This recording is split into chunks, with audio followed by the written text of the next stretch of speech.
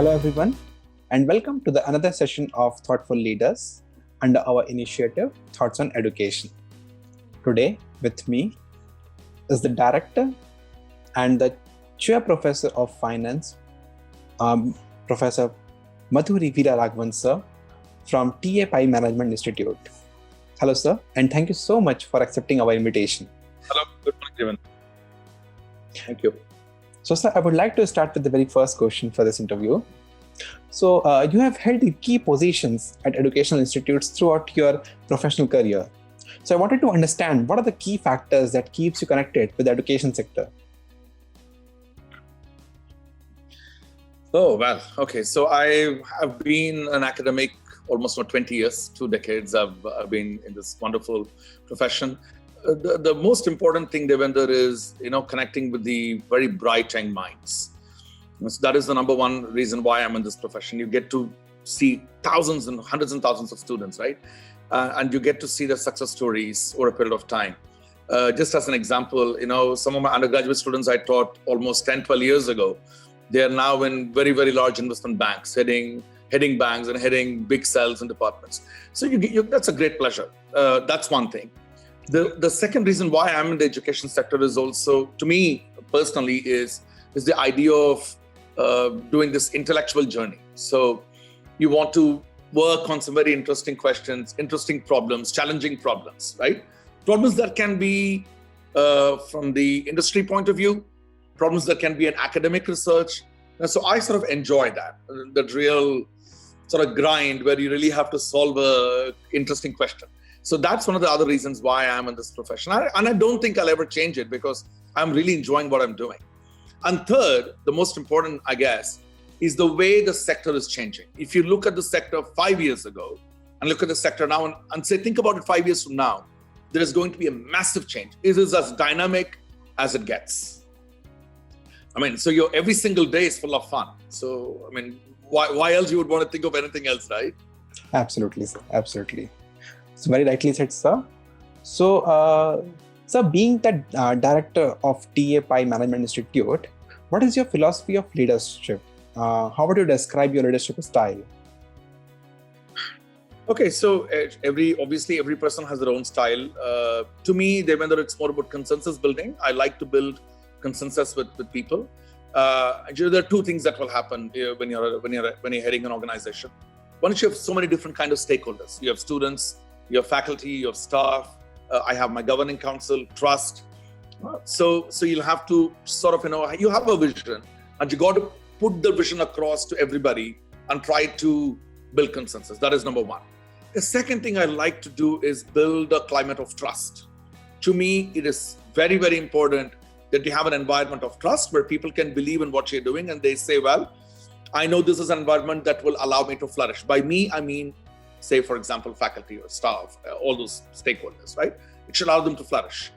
You want to create an environment that is very enabling. You want to be able to give a pathway to every person, every stakeholder who's working. For example, to me, the relationship between me and the recruiters are very important, right? By me, I mean TAPMI in this case, faculty and myself, students and myself, alumni and myself, trust governing council and myself. So there are all sorts of complex relationships that you build. But you want to create an environment that is very, very trust. Number one is trust. Number two, of course, you want to create consensus building. You want to be able to create an enabling environment. And you want to be able to take along as many people as possible. Now, not everybody is going to agree with what you're saying or what I do. Not everybody will agree with my vision, right?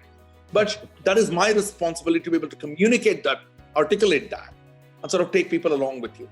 And that's why we have a Vision 2025, a Vision 2030 for TAPMI, which has been sort of widely disseminated. People know what we're wanting to do in each of these areas.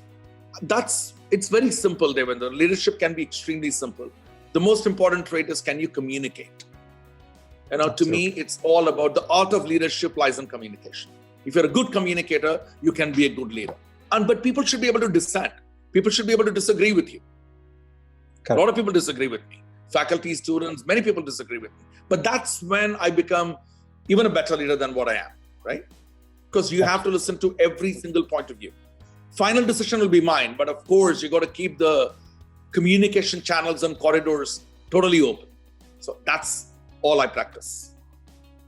So I think it's a very clearly and very crystal clearly you have defined how a leadership should be. So moving on to the third question, sir.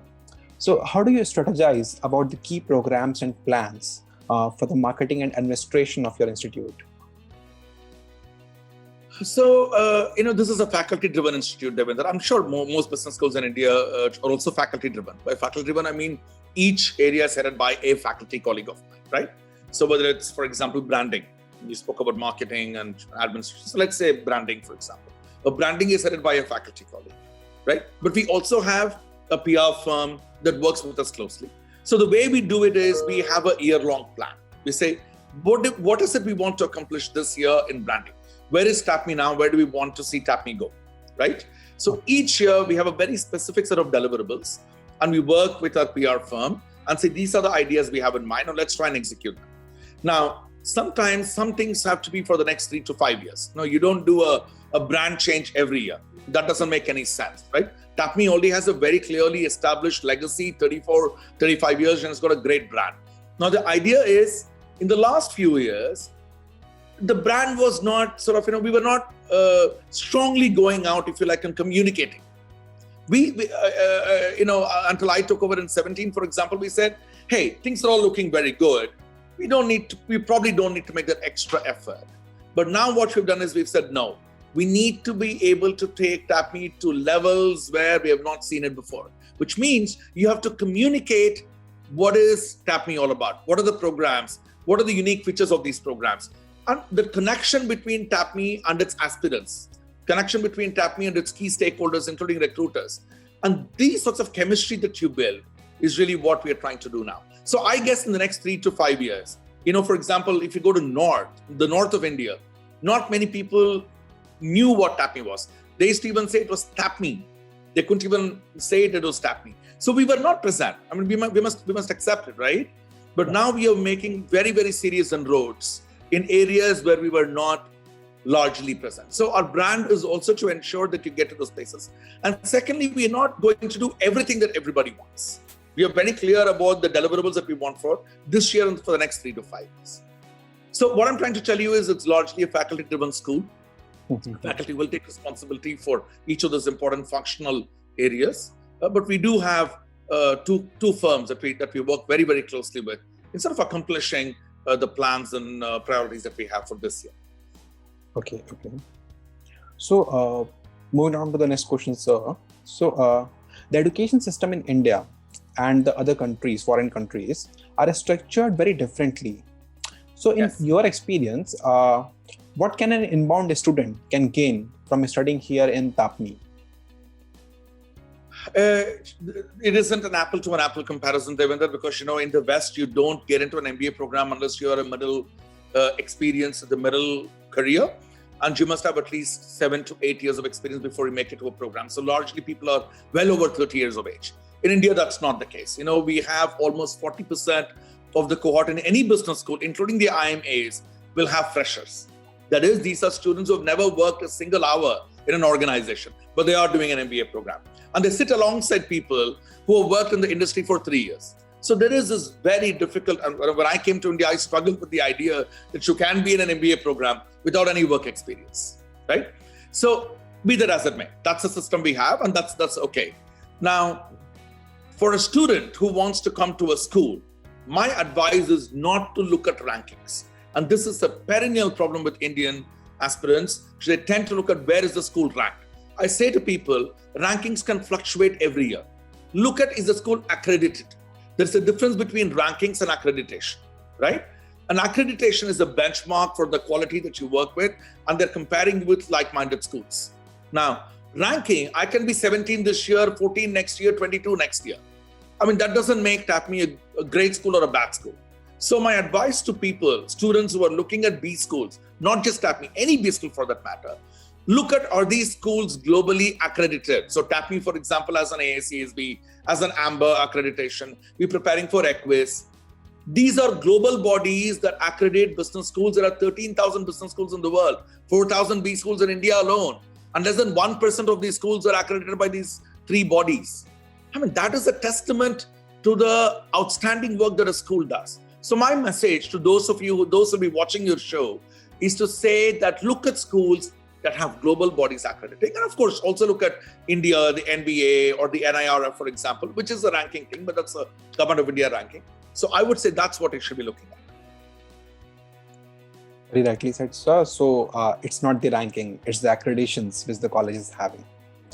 I'm sure. So, Devendra, I'm not saying that rankings are bad. Rankings are important. Rankings are definitely important. But for an aspirant, the first thing they should look at is the school accredited? Does the school have international exchange programs? Does the school have great resources? One of the things that Indian students tend to do is they look at the ROI. Sir, what is the ROI, sir? The ROI is 80%, I'll come to your school.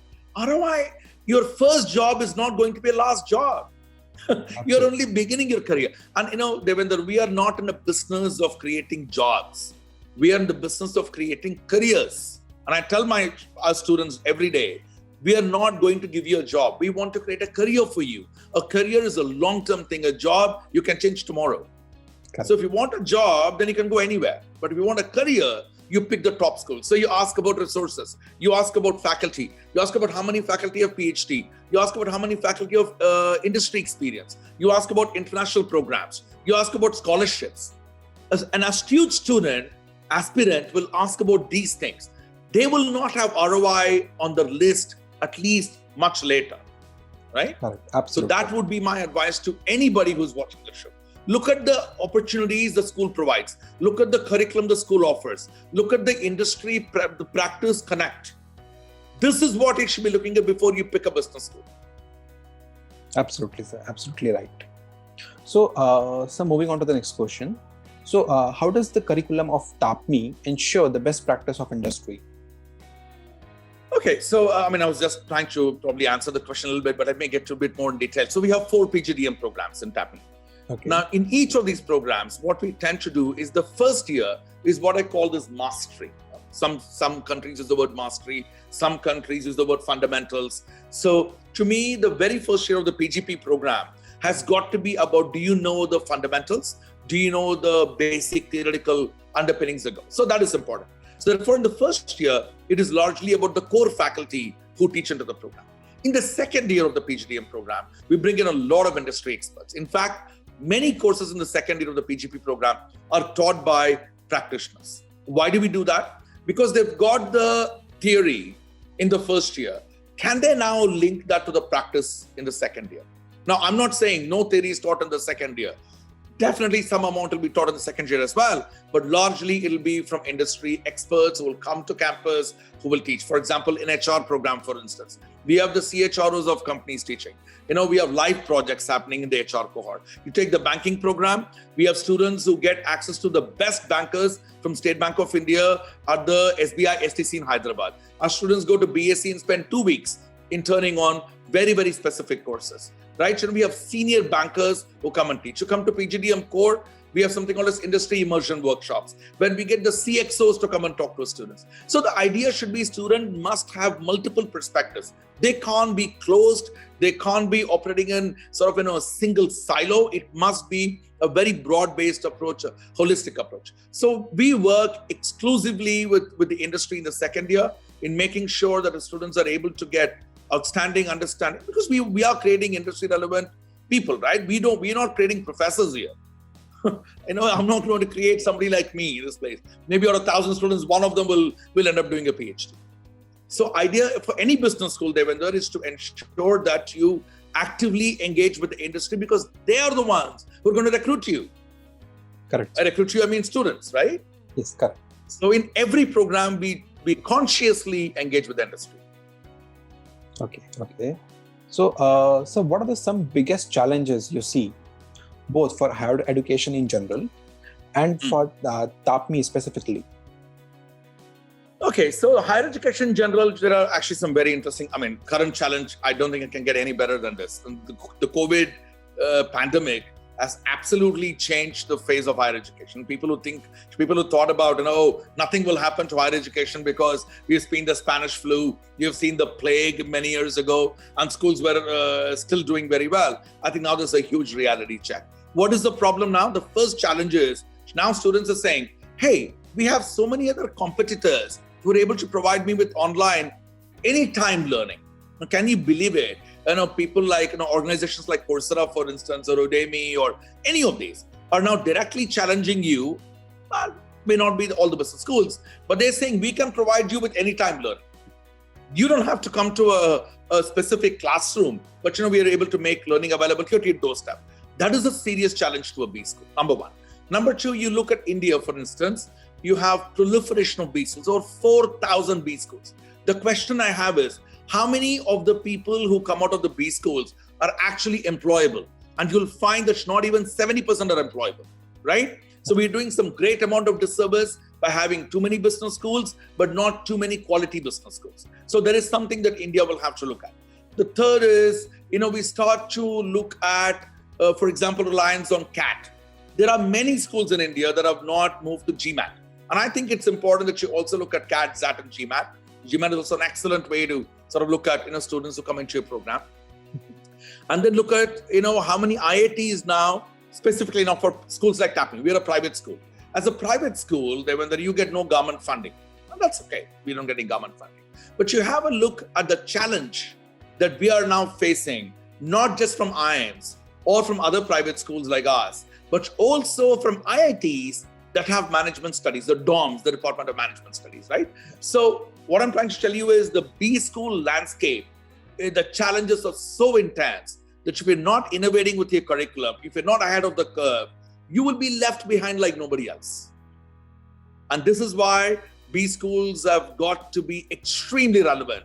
And it goes back to your previous question on engagement with practitioners and industry. Schools, I know of schools that don't engage with industry, they just don't survive. I know of schools, they don't engage with alumni, they don't survive. So the challenge for B school is also to raise a lot of funding. For example, if we want to build a new building, there is no government of India that's going to fund it, right? So we have to create the funding base for us as well.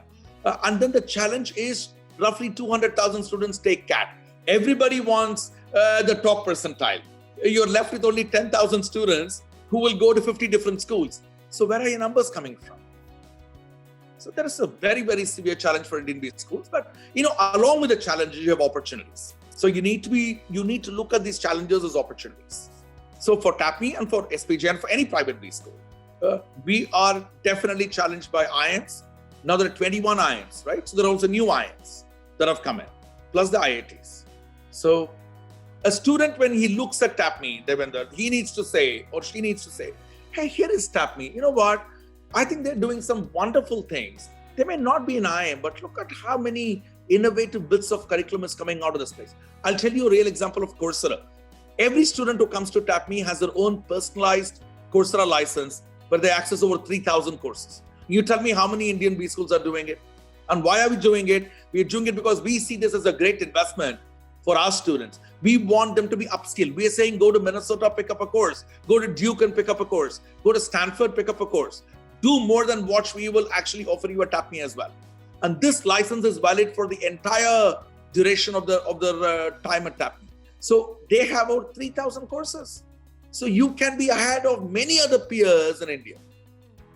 That's the sort of resources. We don't see this as an expenditure. We see this as a strategic investment in every student that comes to TAPMI. Absolutely right. So basically, the major focus of TAPMI is looking at the long-term picture rather than a myopic view.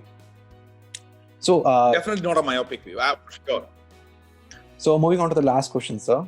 So any suggestions you would like to give to the current youth and aspiring students?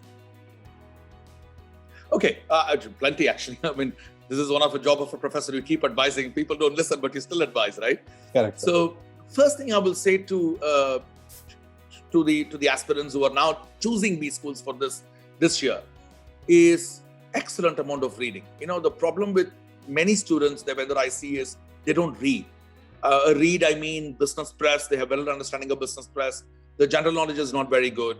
I would suggest students to pick up. There's a very interesting Harvard series on communication, a series of 10 books. It is the greatest investment somebody can actually make. I would say to them, read business press, understand what's happening around you, what's happening in the world. Understanding of economics is very important. Understanding of markets are very important. You can't say, sir, I'm a marketing student. Why should I know about what stock markets do? And that's a very, very wrong idea, because, we are trying to prepare people who've got a very holistic understanding. When you're an MBA student, you don't want to be operating and say, I'm a marketing guy, I'm a finance guy. It doesn't work like that. Absolutely. It's very important that you have a grasp of all areas. Of course, you will specialize in something. The other thing I wanted to talk about is if somebody can pick some good coding, for example, or Python, so there's some very interesting programming languages that they can actually pick, which will really come in handy, because analytics and IT is now where much of the jobs are. So if they can be ahead when they're doing this, when they're applying for B schools, that'd be great. The third is, if you can wait for an year, or 2 years, get some work experience before you come to a B school. Because in a B school, I'm sure you would have spoken to many directors and deans. This is my personal view. In a B school, you tend to learn really well when you have an experience of 2 years or so under your belt. You're able to understand how an organization works. For a fresher, I'm not against freshers at all. Absolutely, freshers are most welcome. And most business schools are delighted to have them. But if there is an opportunity for somebody to work, then they should get 2 years of experience before they go to any B school. In the West, of course, you can't make it. You won't be even able to apply. The other advice I wanted to give is focusing on verbal and written communication skills. This is incredibly important. The skill sets are changing by the day. But one thing that is not changing is your communication skills and adaptive skills. How flexible and adaptive are you as a person? The students who come to TAPMI and many of the schools as well, they say, sir, I can't do this. This is not my experience. No recruiter wants to hear it. A recruiter wants to see somebody who's extremely adaptive, who is creative, who can do out of the box, quick thinking, who can come with solutions to problems. That's the sort of hiring that employees are now looking for. They're not looking for somebody who's got a straight 9, straight 10, straight 4 in CGPA that many can get. What is it that you can bring that others can't bring? How amazing are your communication skills, right? Do you have mastery? Do you have a real holistic view, a 360-degree view of what is likely to happen? Okay. That's what we tend to prepare as well. But we can't prepare everybody in every aspect. It is also the mindset of the aspirant who comes into any school, not just TAPMI. I'm speaking for all schools. The mindset is extremely important. That you have to be flexible, and you cannot say, sir, I didn't come for a business development role. This is not something I'm good at. No recruiter wants to hear you're not good at something. Every recruiter wants to know that you can do 10 and 11 things, right? And that's what we tell the students in B school. That's a very eye-opening thing, sir. Means what you have mentioned in a very short terms, like you students have to be very flexible about what they are looking for. Absolutely. They have to be very open-minded on various things. Okay, what are coming on their desk? So thank you so much, sir, for sharing your thoughts on this. I hope the students who are going to watch this video, they're definitely going to be enlightened with what thoughts you have shared with us. Thank you so much, sir. Thank you very much. And I wish the very best to all the aspirants who are now trying to get into good schools. They should make a very serious attempt. And I wish them all very well. And I wish all of them and you and your families also a very safe time, with all this COVID pandemic. So please do look after yourselves. And if you are coming to TAPMI, I can tell you will not be disappointed. You will have a great B school to get into. So thank you very much. Thank you so much, sir.